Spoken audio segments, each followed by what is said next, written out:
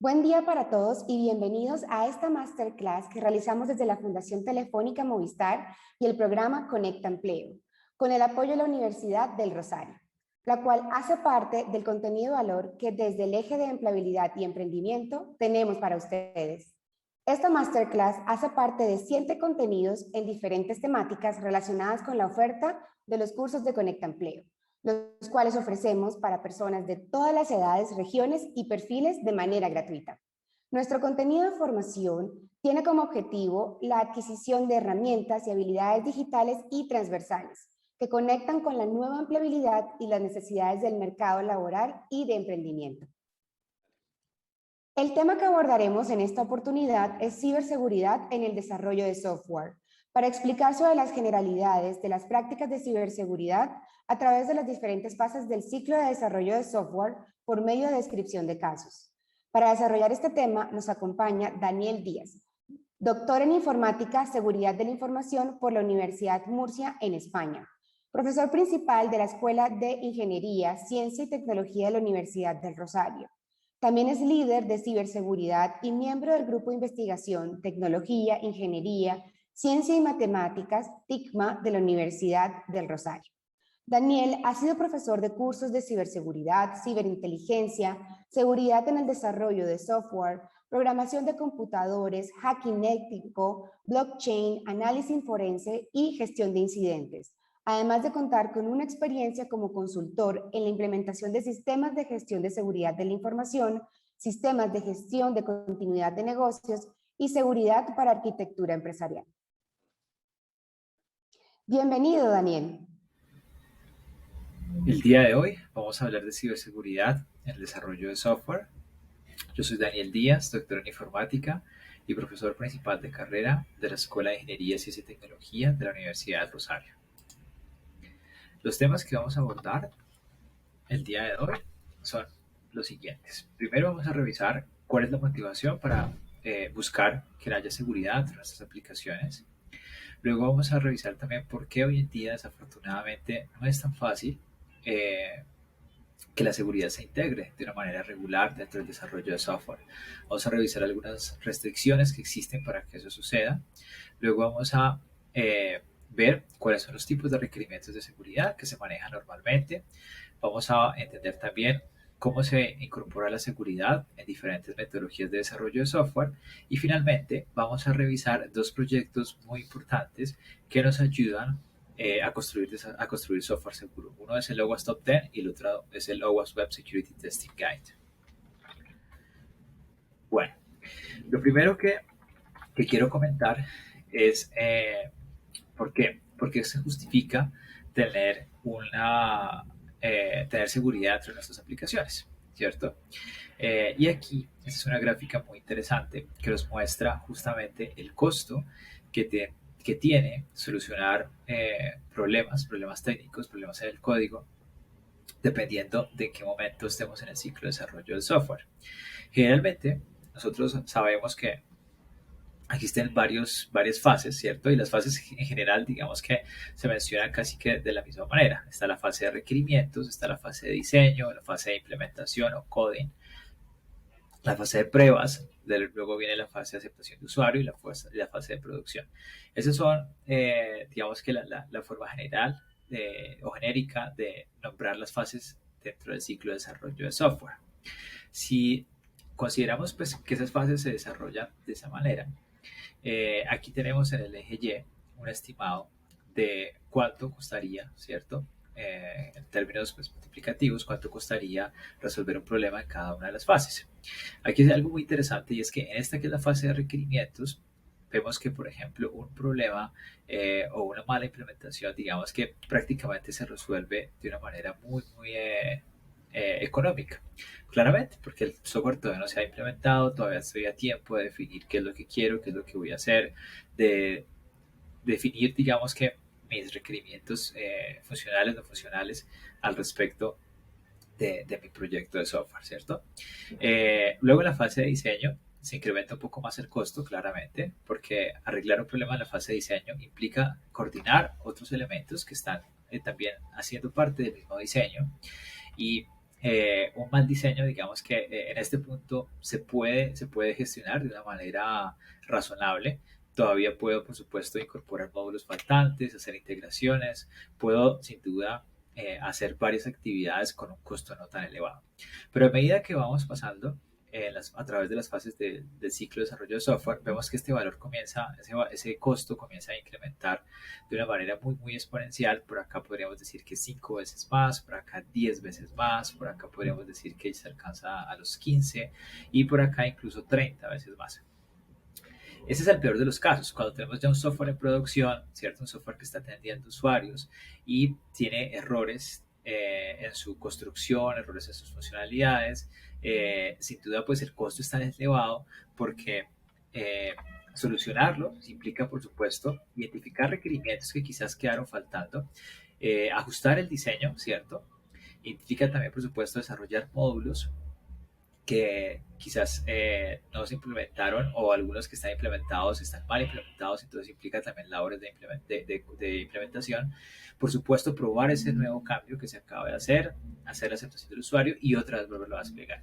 Es decir, el costo realmente está representado en que para poder resolver justamente un problema cuando se está en la fase de producción, pues se tiene que volver a hacer varias de estas fases para los módulos que están justamente en proceso de depuración, en proceso de mejora. Entonces, por supuesto, aquí vemos que si lo hubiésemos diseñado un software de manera correcta, con todos los requerimientos definidos de verdad, de manera correcta desde la primera fase, pues se evitaría, por supuesto, hacer reimplementaciones, hacer reprocesos y a lo largo el costo, por supuesto, pues disminuiría de manera considerable, ¿vale? La conclusión de esta imagen es que justamente el costo de mitigar un problema aumenta a medida que se avanza en el ciclo de desarrollo de software. Hasta ahora hemos hablado pues únicamente quizás de temas funcionales, pero si habláramos de temas de seguridad, ¿cierto? De aspectos de seguridad, sabríamos también que las fallas de seguridad descubiertas en la fase de producción, pues también, por supuesto, necesitarán en muchos casos eh, la definición de requerimientos. De hecho, la mayoría las fallas de seguridad se debe a una mala definición de requerimientos de seguridad desde el momento de concepción del software. Entonces, esas fallas de seguridad van a implicar exactamente lo que habíamos dicho antes, definición de requerimientos de seguridad, ajuste a un diseño seguro, codificación segura, pruebas de seguridad, aceptación de usuario y puesta a producción. ¿Vale? Listo. Muy bien. Ahora, si sabemos que hacerlo de manera tardía no es conveniente, ¿cierto? Como lo vimos en el slide anterior, sabemos que lo correcto pues, es hacerlo de manera temprana. Pero entonces la pregunta es ¿por qué? Porque si sabemos eso, ¿por qué la seguridad no se logra integrar, ¿cierto? De manera regular en los ciclos de desarrollo? De hecho, ¿por qué hoy en día sigue habiendo tanto software inseguro? Es un cuestionamiento, ¿no? O sea, sabemos que se debe hacer de una forma, pero no lo hacemos. Y al contrario, sigue saliendo mucho software a producción con errores que después implican reconstruirlo prácticamente, intentar reajustarlo cuando ya ha pasado un poco de tiempo. Bueno, la causa real de esa no integración de la ciberseguridad o de la seguridad dentro del ciclo de desarrollo de software se ve justamente a que los proyectos de desarrollo de software pues se rigen por la triple restricción de la gerencia de proyectos, ¿cierto? Que es alcance, tiempo y costo. El costo pues aquí lo representamos con el presupuesto y el tiempo lo representamos con el cronograma. Generalmente en los proyectos de desarrollo de software al menos de manera tradicional, se los ha venido manejando de una manera muy rígida, ¿cierto? De una manera rígida en la que esa triple restricción, digamos que es poco flexible, es muy definida en términos contractuales, ¿cierto? Y claramente cuando no se define desde el inicio los requerimientos de seguridad de un proyecto de software, pues es muy difícil que después se implementen. ¿Por qué? Justamente porque implementarlos implicaría más dinero, ¿cierto? Implica horas de un ingeniero o una ingeniera que hagan implementación, que haya construcción de módulos faltantes. Por supuesto, eso implica también, por supuesto, destinarle un tiempo para que esas labores se puedan realizar. Entonces, ahí hay un dinero que no se tiene y un tiempo que tampoco está planeado inicialmente en un proyecto, ¿cierto? Entonces, esa es la razón por la que si yo no defino realmente desde el inicio, dentro de mi scope, requerimientos de seguridad, ¿cierto? Después, difícilmente en un proyecto de software se implementa, porque ya el cronograma está andando, el presupuesto está definido y la definición de esos nuevos requerimientos, pues por supuesto implica afectar presupuesto y afectar cronograma. Entonces, la razón realmente principal de esta respuesta es justamente porque dentro del alcance no se incluyeron requerimientos de seguridad. Si se hubieran incluido requerimientos de seguridad, a esos requerimientos se les hubiera asignado su propio presupuesto y su propia actividad pues, dentro de la línea de tiempo, ¿cierto? Hoy en día, pues desafortunadamente, como lo comento, muchas veces no se le hace esa estimación de esos requerimientos desde el inicio y esa es la razón pues, por la que finalmente el proyecto funciona, ¿cierto? Sale a producción, es funcional, pero no necesariamente es seguro, ¿vale? Eh, hay un aspecto importante acá también, y es que muchos gerentes de proyectos de desarrollo de software no consideran que las inversiones en seguridad tengan un retorno. Esto por un lado, es una visión, por supuesto, errada de algunos gerentes, aunque también algunos clientes no lo valoran quizás, y por ello también, pues por supuesto, que en el momento de escoger a uno o dos proveedores, ¿cierto? Dentro de una gran pool de opciones, pues se van por los que son más económicos, aunque les implementan, por supuesto, pues menos funcionalidades, o en este caso les implementan menos seguridad dentro de su solución, dentro de su software que están construyendo. Pensar justamente que la seguridad puede ser algo que lo pienso solamente al final, que lo veo solamente cuando ya el software esté funcional, pues lleva a creer que la seguridad puede ser un add-on, una extensión, como algo que yo le pongo para que quede bien como un adorno, pero realmente no de fondo, ¿sí? No, eh, si lo veo como un add-on, pues difícilmente voy a poder pensar en una arquitectura de software, ¿cierto? Seguro, voy a pensar en implementación segura, en pruebas de seguridad robustas, sino que únicamente lo voy a ver pues como un plus, pero no algo esencial. Entonces, eso es una mala práctica, una muy mala práctica, y justamente este tipo de formación como la que estamos tomando el día de hoy, pues busca concientizar y también mostrar alternativas, mostrar caminos para poder justamente cambiar un poco la historia del software dentro de nuestras empresas. Bueno, vamos a revisar ahora eh, cómo, cuáles son los tipos de requerimientos de seguridad que pueden haber. Voy a correrme un poco para acá. Porque claro, hemos hablado de que se tiene que definir sí o sí requerimientos dentro del alcance de desarrollo, ¿cierto? Dentro del alcance del proyecto de desarrollo, pero bueno, puntualmente, ¿cuáles serían esos requerimientos? Entonces, aquí tenemos una revisión quizás de los más comunes, ¿cierto? Tenemos requerimientos internos que se define justamente en función de lo que somos, digamos que estamos en la capacidad de desarrollar, también en lo que nuestro cliente quizás necesita, ¿cierto? Pero también hay requerimientos externos, por ejemplo, requerimientos regulatorios, requerimientos de compliance, tenemos leyes que aplican, por supuesto, a los tipos de datos que gestiona nuestro software y eso implica también, por supuesto, que el software esté conforme a esa regulación o a ese compliance existente. Entonces, lo primero es identificar eso, identificar todo el conjunto de normatividad quizás que nos aplica, estándares que nos aplican y por supuesto también entender las necesidades pues, del usuario, no solamente desde el punto de vista funcional, sino desde el punto de vista también de seguridad, porque el usuario o el cliente, digamos que de un proyecto de desarrollo, no solamente necesita que su software funcione, ¿cierto? Que haga su actividad, sino que la haga de manera íntegra, de manera veraz, que los datos de sus clientes estén de manera segura, porque un software funcional, pero que no tenga ese tipo de características, pues tarde o temprano va a generar la desconfianza de sus usuarios, de los usuarios de ese software, ¿cierto? Y tarde o temprano, por supuesto, también va a tener problemas con algún ente regulador, con alguna organización de inspección, vigilancia y control, porque pues estaría cumpliendo alguna normatividad, por ejemplo, asociada a la ley de protección de datos o asociada, por ejemplo, al almacenamiento de información sensible de menores de edad, por ejemplo. Bueno, eh, aquí tenemos varios conceptos, ¿cierto? Y tenemos, digamos que algunos conceptos que son quizás core, que son estos que están acá, y otros que no lo son tanto, que son más de diseño. Resulta que para cada concepto tenemos un requerimiento. Entonces, por ejemplo, de los conceptos core, tenemos confidencialidad, integridad, disponibilidad, autenticación, autorización y accountability. La accountability en español lo podríamos quizás traducir como registro. Lo que pasa es que no se usa tanto, se usa más la palabra accountability, es como se lo conoce de manera pues universal. Y nuestro software debería, por supuesto, tener al menos un requerimiento de cada uno de esos aspectos.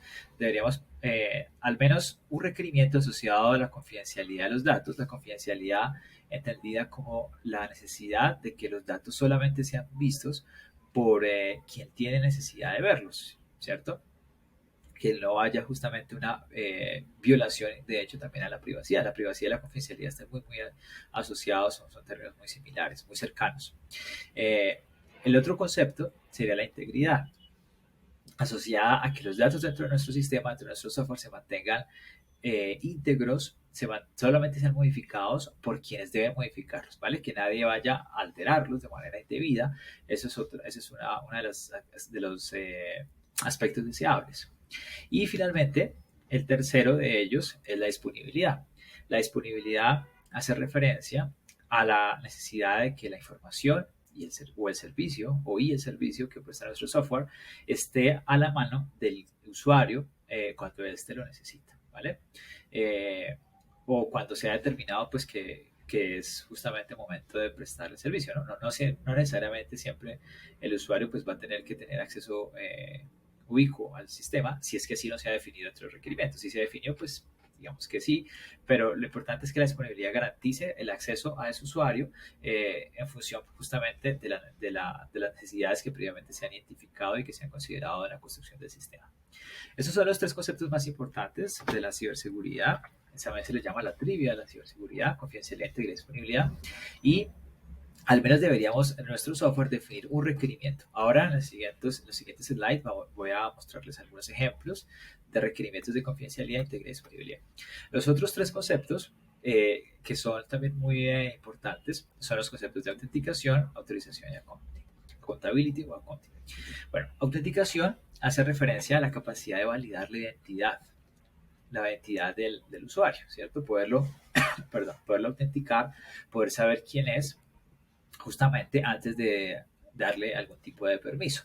La autorización, por su parte, está de manera posterior a la autenticación. La autorización lo que busca es validar justamente que se le dan los permisos necesarios al usuario para poder hacer su función, ¿vale? Pero primero tengo que haberlo autenticado, claramente. Primero tengo que autenticarlo, luego ya tengo ahí sí que validarle permisos y autorizarlo, ¿no? Autorizarlo a hacer algunas actividades. Y la accountability es algo que siempre se desarrolla realmente en todo momento, no va después de una fase u otra, sino que se debería desarrollar en todo momento y está asociado al registro, como lo mencionábamos al inicio, que es la traducción que se usa, el registro de actividades. El registro de actividades justamente del usuario, qué servicio solicitó, qué datos subió, qué datos descargó, qué consultó, todo ese registro de actividades que nos ayudan a entender justamente el uso que le está dando, normal y anormal, ¿cierto? Y poder justamente de esa manera identificar de manera preventiva aspectos que se tengan que corregir dentro de nuestro software, ¿vale? Entonces, al menos un requerimiento por cada uno de estos elementos, de estos 6 elementos que hemos visto aquí, debería definirse al inicio del proyecto de desarrollo de software. Luego también tenemos otros que no son core, pero son muy importantes igual. Por ejemplo, manejo de sesiones, manejo de errores, manejo de configuraciones. También yo puedo, por supuesto, definir requerimientos en cada uno de esos ámbitos porque me interesa que las sesiones, por ejemplo, de conexión entre el usuario y el sistema de información, ¿cierto? O el software, se hagan de manera segura, que duren el tiempo que tienen que durar, que se haga que haya un session ID, que lo haga, haga la sesión única, ¿cierto? Que sea una sesión robusta, resistente, por ejemplo, a secuestros de sesión. Luego con el tema de errores, de gestión de errores y excepciones, por supuesto, esto está relacionado desde el punto de vista funcional, pero también, por supuesto, un mal manejo de errores o excepciones me va también a aumentar las posibilidades de que haya, por ejemplo, fugas de información de bases de datos, fugas de configuración. Entonces también, por supuesto, generalmente se definen requerimientos en este ámbito y en la configuración, por supuesto, porque La configuración en este caso se refiere a la configuración del entorno en el cual va a estar corriendo el software. En este caso es muy importante pues, que ese entorno sea seguro, porque de nada sirve tener un software seguro que corra sobre un ambiente inseguro, ¿cierto? Ese ambiente inseguro va a traer vulnerabilidades a mi plataforma, a mi solución.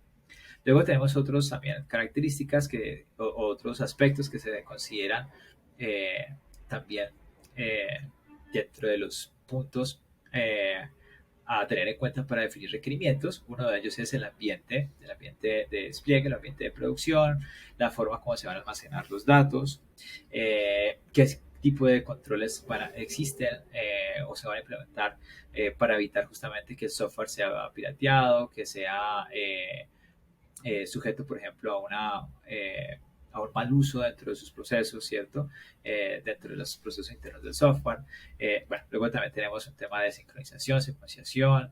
Hay requerimientos internacionales, por ejemplo, asociados a codificación, asociados al lenguaje también y a otros asociados a la adquisición de software. Muy pocas veces, digamos que uno implementa el software completamente desde cero, pues un sistema de información grande, ¿cierto? Muchas veces se importan librerías, se importan módulos implementados por otra empresa, implementados en otro lado, que uno los incorpora a su desarrollo, justamente para no inventar la rueda. Entonces, ese tipo de componentes que se traen, hay que revisarlos justamente para que no incorporen vulnerabilidades, ¿vale?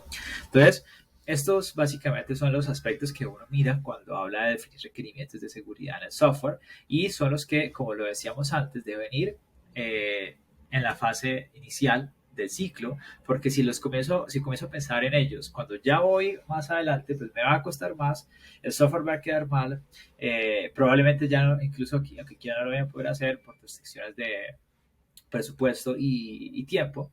Entonces, esto digamos que sería lo que debemos considerar desde el principio, ¿vale? Hay, digamos que algo importante y es que cuando tenemos especificaciones o requerimientos funcionales eh, en nuestro software, quizás no somos capaces de ver qué implicaciones de seguridad hay por detrás, pero realmente ahí viene por supuesto también el arte de poder identificar que cualquier funcionalidad que uno vaya a realizar, ¿cierto? Por ejemplo, requiere usar un dato, leer un dato, almacenar un dato, requiere autenticar a una persona, requiere, por ejemplo, transferir un dato hacia un sitio remoto. Entonces, todo ese tipo de actividades, aunque aún digamos que uno puede no ver de manera inicial cómo sería, digamos, que el requerimiento de seguridad, pero si comienzo a desglosarlo de esa manera, voy seguramente a identificar que hay requerimientos de seguridad de ese dato que voy a tratar, de ese dato que voy a transferir, de ese usuario que voy a autenticar, de ese storage donde voy a poner justamente la información de mi sistema. Entonces, hay que, digamos, que pensar un poquito más de manera especial para que los requerimientos funcionales pues también justamente puedan también desglosarse en requerimientos de seguridad. Yo puedo determinar que para cada requerimiento funcional de pronto necesito uno o más requerimientos de seguridad asociados. ¿Vale? Bueno, aquí vamos a revisar los ejemplos justamente que existen. Aquí los requerimientos de confidencialidad como le decíamos, están asociados a garantizar de que solamente quien esté autorizado puede acceder a la información del sistema, ¿cierto? Por ejemplo, si yo accedo a mi cuenta de correo electrónico, pues solamente debería ver lo de mi buzón y no lo de otros buzones existentes dentro del mismo sistema. Entonces, bueno, aquí hay un ejemplo justamente de requerimientos de confidencialidad. Uno de ellos es cuando el usuario ingresa un PIN en un portal de pago, el PIN debe estar enmascarado con asteriscos. Claro, esto es, digamos que lo es muy común, ¿cierto? Lo vemos y justamente busca que esas contraseñas, esos PIN, solamente tenga conocimiento de ellos, pues el usuario, solamente nosotros como usuarios, ¿cierto? Nadie dentro del sistema debería verlos y por supuesto nadie alrededor nuestro tampoco. Entonces, el software debe desarrollarse para que enmascare ese tipo de contraseñas. Otro requerimiento, por ejemplo, debe ser este: las credenciales deben ser comunicadas al usuario de una manera segura. Muy mala idea, por ejemplo, enviarle una contraseña en texto plano.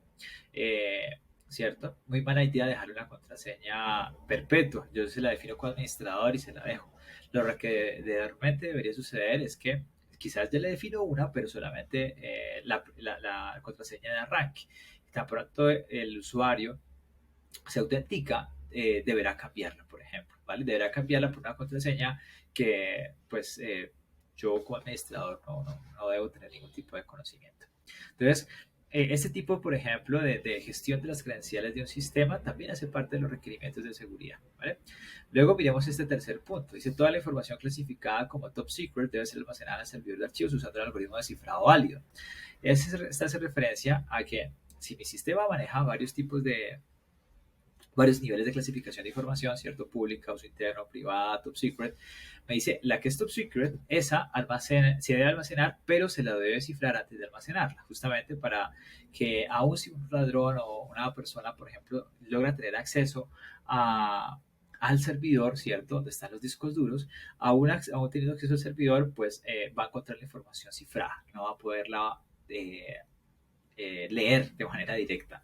Tendría que hacer un ataque de fuerza bruta o tendría que pues, buscar la forma de romper el cifrado, ¿vale? Pero digamos que no sería, digamos que algo fácil, ¿no? Al menos inicialmente. Entonces este también puede ser un requerimiento de confidencialidad.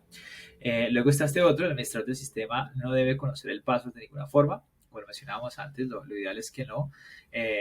Yo como administrador quizás configuro mi primer password, pero el usuario está obligado a cambiarlo, ¿cierto? Yo debo tener dentro de mi sistema la posibilidad de hacer que sea un password temporal, justamente para que el sistema lo obligue al usuario a cambiarlo tan pronto él se autentica su primera vez, ¿cierto? Entonces, aquí también incluso nos sugieren que el password no debe almacenarse, sino que se tiene que almacenar el hash del password. El hash es una representación del password no reversible. Entonces, conociendo el hash no se puede llegar al password. ¿Vale? Solamente del password se llega al hash y es una forma segura de almacenarlo porque si un atacante se roba el servidor o un ladrón se roba el disco duro, pues va a ver el disco duro los hash, pero a partir de los hash no puede obtener el password, ¿vale? Bueno, y un último ejemplo sería la comunicación entre el servidor y el cliente debe ser protegida. Aquí hablamos de un mecanismo de protección de extremo a extremo que evite justamente interceptación de datos o lo que es un ataque muy conocido como el ataque de hombre en el medio, ¿vale? Entonces miren que todos estos ejemplos de confidencialidad hacen referencia a proteger justamente los datos, ¿cierto? Pueden ser, en este caso, por ejemplo, era el PIN o la contraseña. Acá hablamos, por ejemplo, de las credenciales. Acá hablamos, por ejemplo, de datos de top secret. Acá hablamos del password nuevamente. Y acá hablamos, por ejemplo, de todos los datos transferidos entre un origen y un destino. En cualquier caso, siempre hablamos de la confidencialidad de esos datos, de que no queremos que nadie más que los interesados, llámese personas o procesos, accedan a esos datos que son sensibles, ¿vale? Listo. Muy bien. Esos serían los ejemplos de requerimientos de confidencialidad. Ahora, requerimientos de integridad que se pueden incorporar dentro de la definición de un ciclo de desarrollo seguro. Voy a ubicarme por aquí. Listo. Tenemos dos aspectos a considerar aquí. Uno es la integridad como tal del software, del sistema, ¿cierto? Que el código se mantenga íntegro, que no haya justamente una inyección quizás de código malicioso dentro del mismo. Y lo otro es la integridad de los datos. O sea, una la integridad del software o del sistema, ¿cierto? Y otra que es la integridad de los datos. En ambos aspectos, igual se pueden definir en ambos requerimientos de integridad. Y tenemos algunos ejemplos como los que están aquí. Por ejemplo, el nombre del archivo debe contener caracteres regulares y números. Otros caracteres deben ser prohibidos. Este es un requerimiento de integridad muy sencillo. Que busca justamente que dentro del nombre del archivo nos almacenen caracteres que, por ejemplo, anulen como tal el archivo o que eviten, por ejemplo, su legibilidad, ¿cierto? Luego tenemos acá también otro requerimiento que dice las descargas deben mostrar el valor del hash de tal forma que el usuario pueda validar la integridad de los archivos. Esto es algo muy útil y es justamente lo vemos cuando intentamos descargar, por ejemplo, un instalador de algún sistema operativo, Ubuntu, Kali Linux, o el mismo Windows, ¿cierto? Cuando lo intentamos descargar, en la página de descarga nos aparece el link de descarga, ¿cierto? Pero también abajo, ¿cierto? Aparece el valor del hash, ¿cierto? Que lo podemos ver como un valor de hash MD5, como un valor de hash de tipo SHA. Ese valor de hash es el resumen justamente del archivo que estamos intentando descargar. Entonces, cuando yo hago la descarga de ese archivo, puedo sacarle el valor del hash justamente, ¿cierto? Volverle a sacar el valor del hash a ese archivo descargado y compararlo con el que está publicado en la página. Si el valor coincide, entonces voy a tener la certeza de que ese archivo descargado no sufrió ningún tipo de modificación en el momento de la descarga, ¿cierto? Nadie en el medio quizás me le modificó, perdón, me modificó los datos de ese archivo y que tenga una copia fiel, ¿cierto? Igual a la que estaba en el servidor en el momento de la descarga. Entonces, esto se usa muy hoy en día pues para descargas sobre todo grandes, ¿cierto? Potentes, pero también aquí lo podemos, por ejemplo, aplicar a otro tipo de datos. Aquí nos dice, bueno, las descargas deben mostrar el valor del hash de tal forma que el usuario pueda validar la integridad de los archivos. Aquí no estamos hablando necesariamente de archivos grandes, pero decimos, bueno, si el sistema va a permitir descargar archivos, entonces que el sistema también muestre el hash para que así la persona que está descargando el archivo pueda validar justamente la integridad de esos archivos que está descargando, ¿vale? Justamente pensando en que queremos ofrecer alternativas para garantizar de que no son modificados, de que no son modificados esos archivos en ningún momento. Otro ejemplo de requerimiento es este: los logs deben estar protegidos contra modificación desde el momento en que son generados. Este es un requerimiento muy importante porque los logs del sistema justamente nos indican la actividad, como lo decíamos antes, la parte de la accountability, ¿cierto? La actividad que el usuario está teniendo dentro del sistema y un atacante podría hacer un ajuste, hacer un ataque, perdón, sobre un sistema y luego borrar los logs para justamente evitar que quede un rastro de la actividad dentro del sistema. O modificarlos para inculpar a alguien, es decir, vamos a inculpar a esta persona, vamos a decir que él fue el que hizo justamente la filtración, por ejemplo, de datos. Entonces, esos logs por eso son importantes de proteger en términos de integridad también. Entonces, a esos logs, de hecho, también aquí no lo dice, pero también los podríamos incluso llegar a proteger con valores de hash. También podría ser una buena opción. Bueno, tenemos un penúltimo aquí requerimiento. Nos dice un sistema de Smart Grid. Un sistema de Smart Grid es un sistema de distribución de energía. Entonces nos dice los datos provenientes de un nodo no pueden ser aceptados si estos no han sido validados en cuanto a completitud e integridad. Algo muy importante. Un Smart Grid básicamente tiene muchos nodos, ¿cierto? Todos estos nodos están interconectados entre ellos. Entonces me dice justamente un nodo puede recibir datos, ¿cierto? De otro, pero tiene que haber validado que los datos vengan justamente íntegros, que vengan completos. Eso también es un ejemplo de requerimiento de integridad. Y el último, ya estamos hablando de una aplicación, por ejemplo, que almacena información clínica. Nos dice los registros clínicos pueden ser únicamente modificados por los miembros del grupo de usuarios personal médico. Entonces aquí nos dice que solamente, ¿cierto? Las modificaciones van a ser permitidas por un tipo de usuario en especial. Entonces yo tengo que garantizar claramente pues, que se hacen por detrás los controles, que se implementan las medidas necesarias para que solamente ese tipo de usuario pueda modificar los datos. Si solamente ellos lo pueden modificar, estoy garantizando la integridad de los mismos, ¿vale? Porque la integridad se da justamente no buscando que no sean modificados en este caso, sino buscando que sean modificados por quien tienen que modificarlos, ¿vale? Que en este caso pues sería el personal médico. Listo, muy bien. Y los últimos tipos de requerimientos que vamos a manejar son estos, bueno, los últimos ejemplos que vamos a revisar justamente a continuación, hace referencia a los requerimientos de disponibilidad. Para ello es importante considerar que tenemos diferentes nombres, realmente, diferentes nombres para las variables de tiempo dentro de un sistema. Entonces, generalmente, cuando un sistema viene operando de manera normal, ¿cierto? Viene por aquí, este cuadrito en verde representa un comportamiento normal, luego ocurre una disrupción. Una disrupción puede ser, por ejemplo, un corte de energía, puede ser un ciberataque, puede ser, por ejemplo, una desconexión de un módulo de almacenamiento o de un módulo de procesamiento. Bueno, puede puede ocurrir una disrupción por diferentes causas que finalmente provocan que el sistema deje de operar. Entonces, yo tengo que buscar que mi sistema sea capaz de recuperarse, ¿no?, de esa disrupción, que pueda seguir funcionando, que pueda seguir adelante. Claramente, probablemente no inmediatamente, pero sí en un tiempo que sea aceptable para la empresa, ¿cierto? Para la empresa que está operando ese software. Entonces, para eso se definen diferentes variables. La primera de ellas, quizás la más importante, es la RTO. El RTO, que lo tenemos por aquí, ¿cierto? Que es este que está aquí, es justamente el Recovery Time Objective, objetivo de tiempo de recuperación, y indica cuál va a ser mi requerimiento en tiempo que voy a tener para la restauración del software. Es decir, desde el momento de la interrupción, de la disrupción, hasta el momento en el que logro, justamente por acá, ya tener otra vez el software recuperado, ¿vale? Ese RTO yo lo defino como requerimiento de disponibilidad y lo colocaría pues también dentro del alcance dentro de las fases iniciales de mi ciclo de desarrollo de software.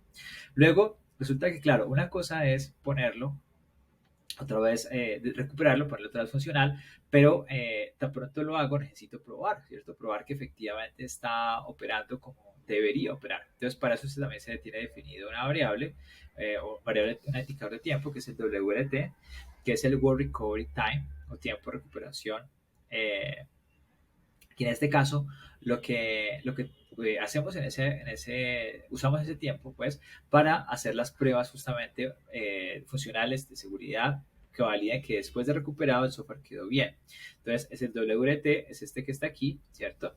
Y el RTO más el WRT justamente sería el tiempo total que tarda volver a poner el software funcional. Es decir, la primera recuperación, que es esta, la del RTO, ¿cierto? Y luego las pruebas siguientes, que sería el WRT. La suma de RTO y WRT me da el MTD. Y el MTD justamente es el tiempo máximo que yo puedo soportar con una caída de un servicio, ¿no? Entonces, dependiendo, por ejemplo, si estoy en el sector financiero, yo puedo decir, mire, el MTD tiene que ser, por ejemplo, de 2 horas.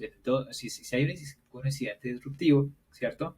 El RTO más el WRT, total máximo tiene que ser de 2 horas, porque máximo 2 horas tengo que otra vez retomar mi operación. Entonces, ese tipo de requerimientos, por supuesto, impactan el software. Tiene que ser un software robusto, modular, que permita justamente hacer una depuración de errores, que permita recuperarlo justamente para poder cumplir, por ejemplo, con ese tiempo que puede ser, por ejemplo, 2 horas, ¿cierto? 2 horas es un tiempo que parece mucho, pero realmente cuando ocurre un incidente disruptivo es un tiempo muy, muy justo para poder justamente hacer recuperación, para poder hacer pruebas y para poder ponerlo otra vez el software en producción, ¿vale? Dependiendo, por supuesto, de la industria, dependiendo de las necesidades, el WMTD puede ser más tiempo, por supuesto, o puede ser menos, ¿no? Y el último de las variables, nos falta mencionar aquí, es el RPO. El RPO es justamente una que ya no nos mide justamente un tiempo, sino nos mide cuántos datos podría estar dispuesto a perder, digámoslo, en el caso de que ocurra un incidente disruptivo, ¿cierto? Porque si yo tengo, por ejemplo, aquí un backup, si yo aquí he hecho, por ejemplo, un backup de mi información, ¿cierto? Pues yo tengo el backup, por ejemplo, de hace 2 días, pero si el incidente disruptivo ocurre hoy, pues entonces probablemente voy a perder los datos de los últimos 2 días. Entonces el RPO me define justamente esa cantidad máxima que estoy dispuesto a perder, ¿cierto? Entonces ahí define, por supuesto, de ahí se deriva la frecuencia de los backups. Yo digo, bueno, yo estoy dispuesto como organización máxima a perder un día, pues entonces mi backup debería ser diario. Yo debería poder tener la capacidad de recuperar las transacciones justamente del último día, por ejemplo, ¿vale? Bueno, de hasta el último día, ¿cierto? O sea, podría tener justamente el backup de hasta ayer, pero tendría pues una tolerancia justamente del último backup hacia el día o hacia el momento de la disrupción. Entonces, este tipo de variables asociadas a la continuidad, a la disponibilidad de operación de mi sistema, hacen parte de los requerimientos que yo defino también cuando estoy haciendo la construcción de mi software. Bueno, muy bien. Vamos a pasar ahora a esta parte.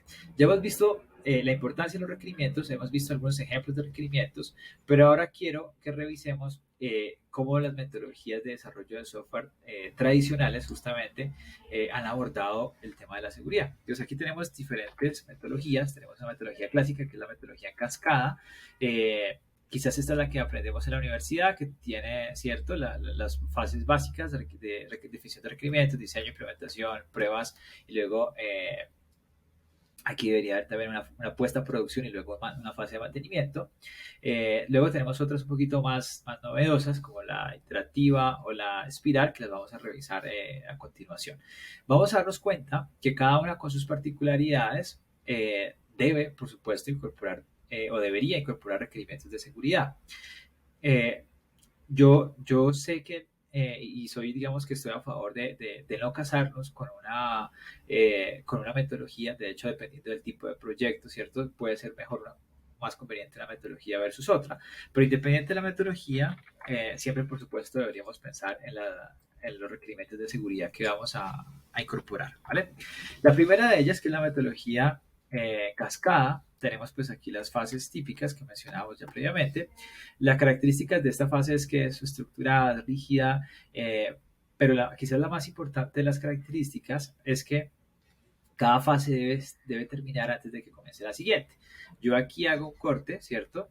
Cuando yo acabo los requerimientos ya no vuelvo a verlos, sino que paso a la fase de diseño, y luego paso a la fase de implementación, luego, ¿cierto? Luego paso a la fase de verificación y así. Entonces, paso a la siguiente fase sin posibilidad de volver atrás. Se llama justamente cascada porque está representando la forma como fluye el agua dentro de una cascada. El agua siempre va hacia abajo, nunca tiene posibilidad de volver atrás, ¿cierto? Es muy claro que va en una sola dirección.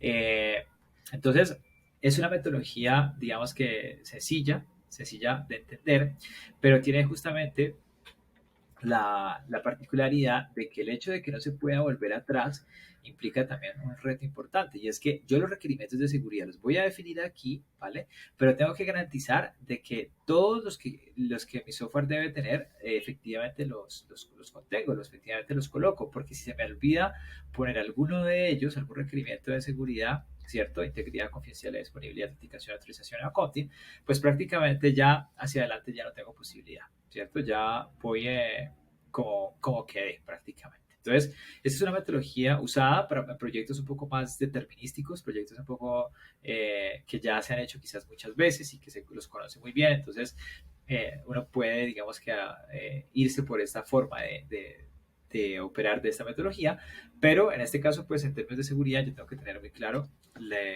que es súper crucial la definición de los requerimientos completos dentro de esa primera actividad, dentro de esa primera fase. Luego tengo otro modelo o metodología, que en este caso es el iterativo. Aquí tengo la particularidad de que es, digamos que distinto, sí, siento el anterior. Yo tengo aquí una fase de planeación, luego después de la planeación los requerimientos, hago análisis, diseño e implementación, luego aquí hago testing, luego evaluación.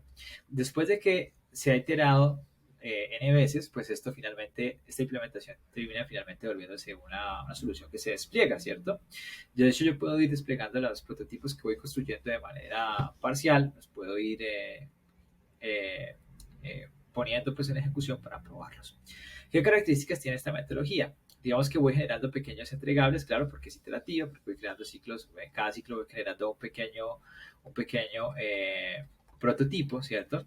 Entonces, son pequeños prototipos, pequeños entregables, voy desarrollando de manera gradual, de manera incremental, los requerimientos que tengo que hacer. Eso permite, por supuesto, de que de una manera rápida yo haga una validación con el usuario y el usuario me diga, oiga, eso no era lo que yo esperaba, o eso es lo que yo esperaba, o mejor el esto. Entonces, me permite justamente descubrir malentendidos de manera temprana o evitar suposiciones, ¿no? Que muchas veces cuando se desarrolla software suponemos que lo que el usuario necesita es esto, pero realmente no era, y nos damos una sorpresa cuando nos da la retroalimentación, ¿cierto? Entonces, este tipo de metodologías podemos aquí, por ejemplo, por supuesto, pensar en que los requerimientos de seguridad vayan en esta primera fase, ¿cierto? Cuando hacemos la planeación, ¿cierto? Eh, queremos saber qué es a dónde queremos llegar, ¿cierto? Cuáles deberían ser las características deseables para nuestro software, y esas características en cada ciclo lo que hacemos es colocar pues algunas de ellas, ¿cierto? Por ejemplo, en este ciclo pues vamos a desarrollar requerimiento 1, requerimiento 2, ¿cierto? Y así, cada ciclo pues definimos nuevos requerimientos que se tengan que desarrollar, pero para poder definirlos aquí, ¿cierto? Para poder definir en cada iteración cuáles voy a desarrollar, pues tengo que haber hecho una muy buena planeación, y por supuesto tengo que ir sacando de todos esos requerimientos que tengo disponibles o bien necesarios para desarrollar, voy a ir sacando de manera muy estratégica los que en cada iteración quiero que se implementen, ¿vale? Muy bien. Vamos al siguiente. Ese es un modelo espiral, ese es un modelo interesante que integra el modelo en cascada más el iterativo. Vamos a darnos cuenta. Aquí tenemos, digamos que, unas iteraciones similares al que acabamos de ver, ¿cierto? Pero miremoslo acá. Tenemos primero una planeación, luego un análisis de riesgos, luego aquí tenemos una implementación de prototipo, ¿cierto? Eh, Perdón, tenemos antes de la implementación del prototipo, pues que aquí está puesto como una, como una producto temprano, pero después del análisis de riesgos realmente debería venir justamente diseño, como está acá, diseño, implementación, pruebas, ¿cierto? Y ahí sí, por supuesto, deberíamos ya tener justamente el prototipo ya construido, ¿cierto? Primer prototipo. En este caso, esta metodología nos permite ir de manera iterativa, ir construyendo cierto prototipo. Y ¿cuál es la particularidad o la diferencia con respecto al modelo anterior? Y es que al volver a ejecutar justamente el ciclo, vuelvo a hacer un análisis de riesgos. Y ese análisis de riesgos justamente me permite validar lo que hice, cómo estuvo, ¿cierto? Si estuvo bien, si estuvo mal, pero algo mucho más relevante me permite, en esa fase de risk análisis, me permite identificar si vale o no la pena seguir haciendo nuevas implementaciones del proyecto. Es decir, si vale la pena continuar con el proyecto, y de esa manera, pues digamos que sé hasta dónde parar, hasta dónde llegar en función de las necesidades, ¿vale?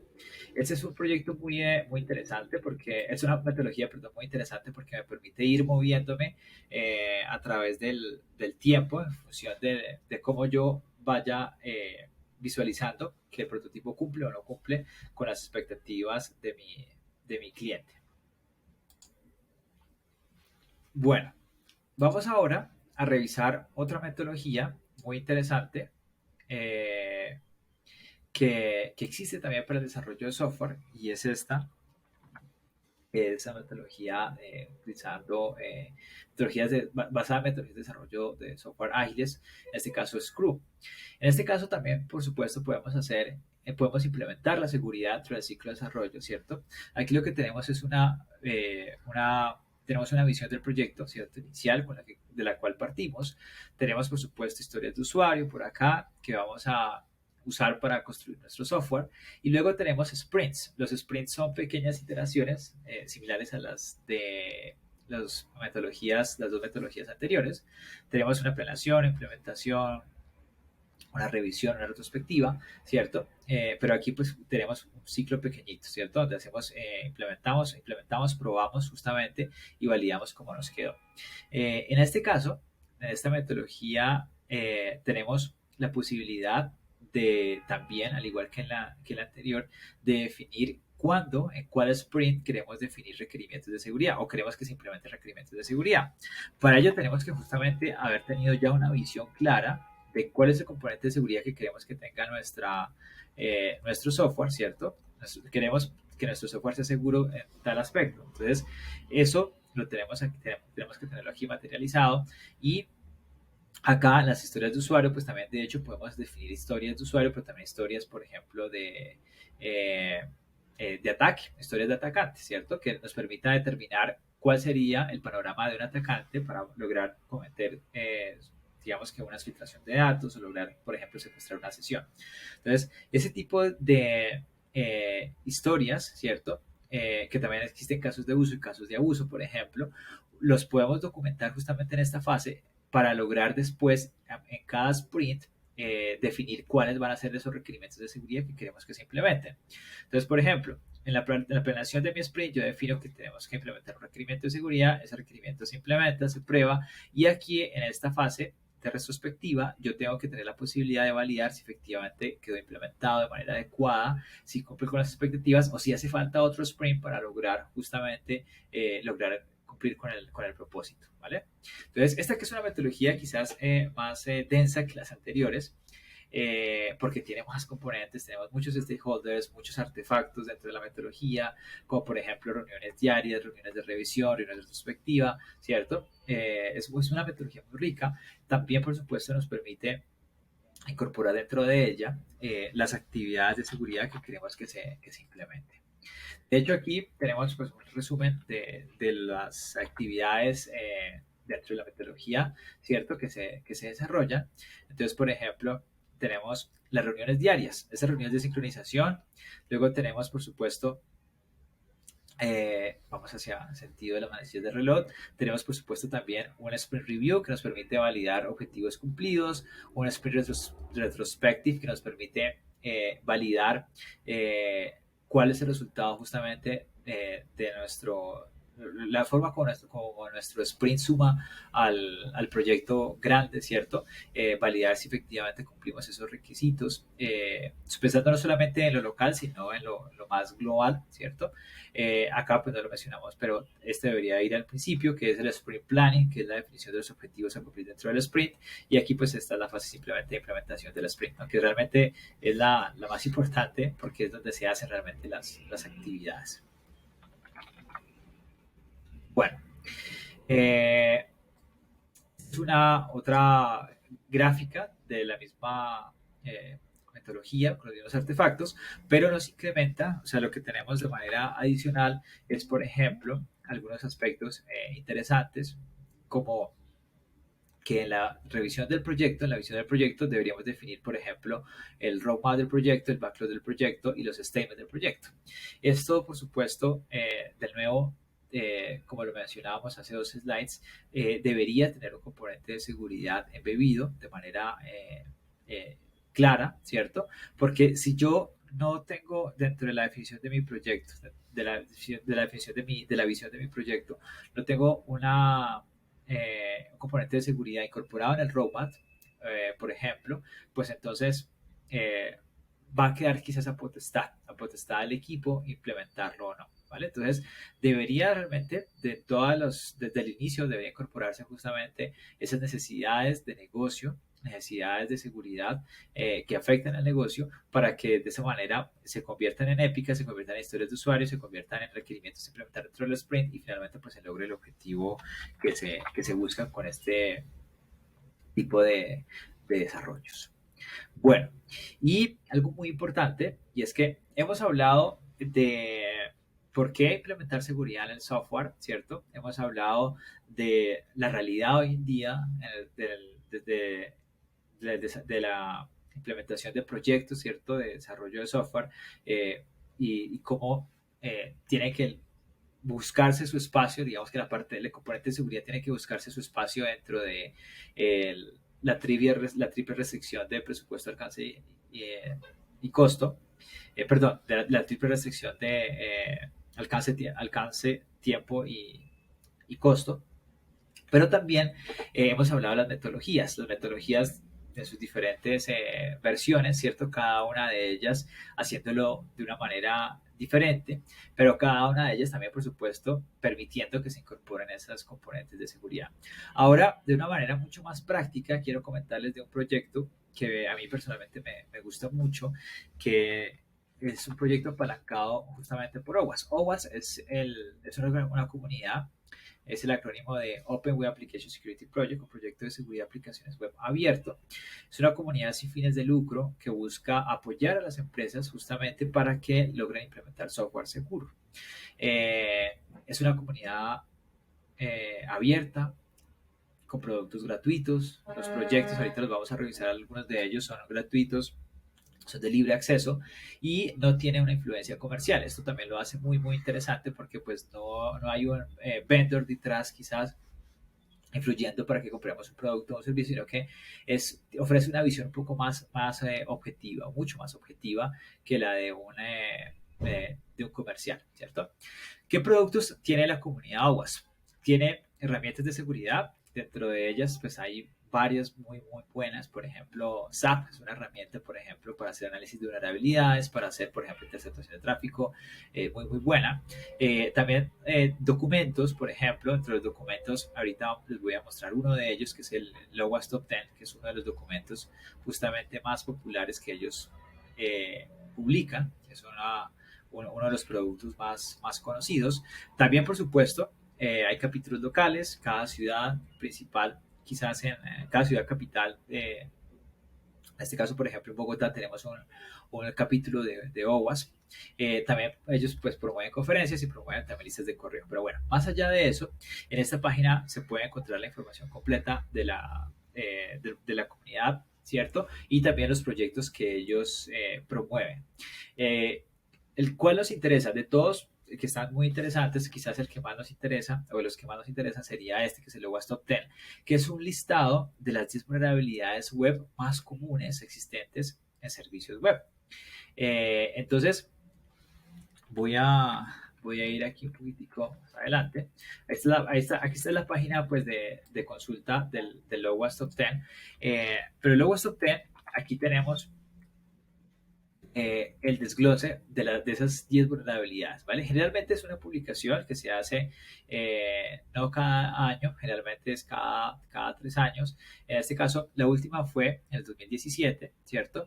La penúltima, perdón, fue en el 2017. En ese momento habían estas 10 vulnerabilidades que eran las más comunes y este año justamente ha salido esta publicación estaba un poquito retrasada, debió quizás haber salido el año pasado, pero bueno, salió este año y esta contiene unas propuestas justamente de vulnerabilidades y miren que incorporan unas nuevas. Aquí hay algunas que son de las más conocidas, de las más populares son, por ejemplo, Broken Access Control, que es un control de acceso roto. En este caso habla referencia justamente de problemas con la autenticación y la autorización justamente a sistemas, lo que hablamos hace un rato de los requerimientos de autenticación y autorización. Pero también, por supuesto, son dentro de los más comunes. Las fallas más comunes en sistemas están las fallas en sistemas criptográficos, está también, por supuesto, la inyección de código, que puede ser, por ejemplo, código SQL, código, por ejemplo, XML. También está aquí diseños inseguros que existan dentro de nuestras soluciones. La quinta posición está malas configuraciones de seguridad, ¿cierto? Por ejemplo, dejar puertos abiertos, dejar passwords por defecto, dejar sistemas, por ejemplo, operativos con servicios innecesarios lanzados. Todo ese tipo de características también hace parte de las malas configuraciones de seguridad. Luego también hablamos de componentes vulnerables o desactualizados. También está hecho en la posición número 6. Luego tenemos fallas en la autenticación, en la validación de identidad de los usuarios a un sistema. Luego tenemos fallas en la integridad de datos, en la integridad del software.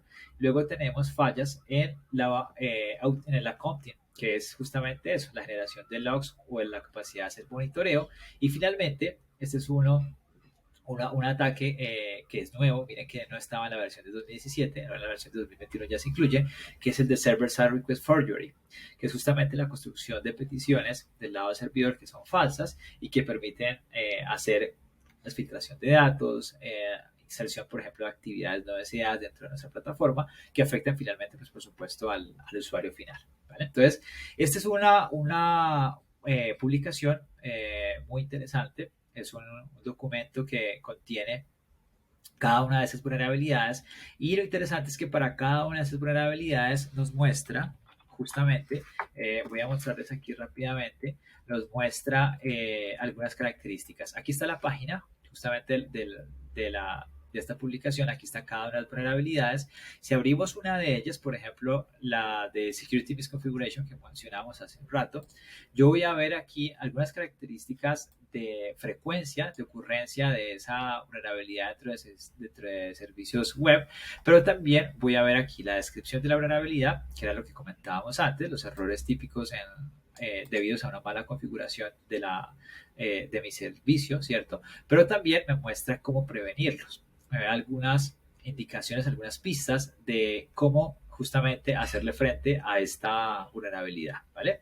Y me da también escenarios que me permiten entender la forma como este tipo de vulnerabilidad se puede materializar.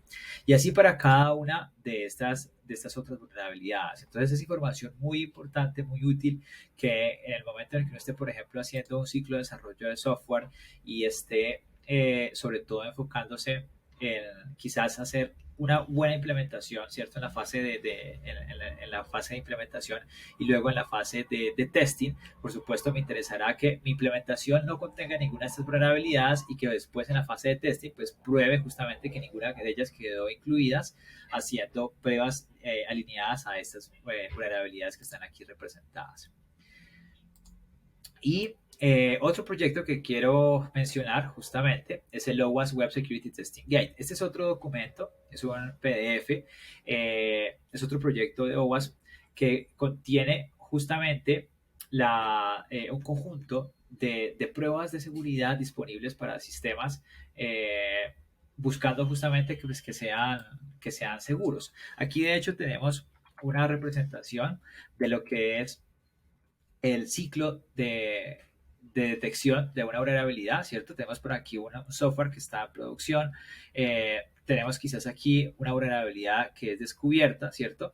La vulnerabilidad pues se descubre justamente pues por una persona de la comunidad, se descubre por un atacante, no necesariamente se hace pública de manera inmediata, de hecho hay una ventana de tiempo entre el momento de su descubrimiento y el momento en el que la vulnerabilidad ya se hace pública, ¿cierto?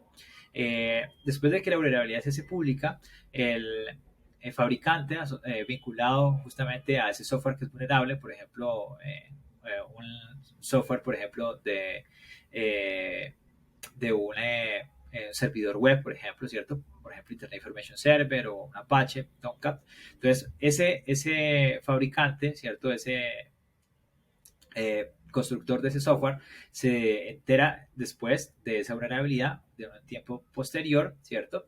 Luego esa empresa notifica a sus clientes, realmente aquí dice sometimes porque no siempre los notifica, algunas veces sí los notifica, ¿cierto? Y después de notificarlos, justamente ahí es donde comienza a construir las soluciones de seguridad o la forma justamente de mitigar esa vulnerabilidad, ¿cierto? Entonces, aquí generalmente hay digamos que varios efectos. Uno de ellos es que empresas de seguridad, por ejemplo, comienzan a construir parches, a construir firmas, a construir herramientas para proteger mientras el fabricante efectivamente corrige o mitiga el problema de raíz, porque cualquiera de estas soluciones que están aquí, estos security tools, por ejemplo, firmas de IDS, módulos de soluciones de antivirus, todo esto, por ejemplo, o módulos de análisis de vulnerabilidades, son, digamos que, soluciones temporales. Realmente para corregir un problema detectado en un software, pues el fabricante tiene que mitigar justamente la vulnerabilidad de raíz. Entonces,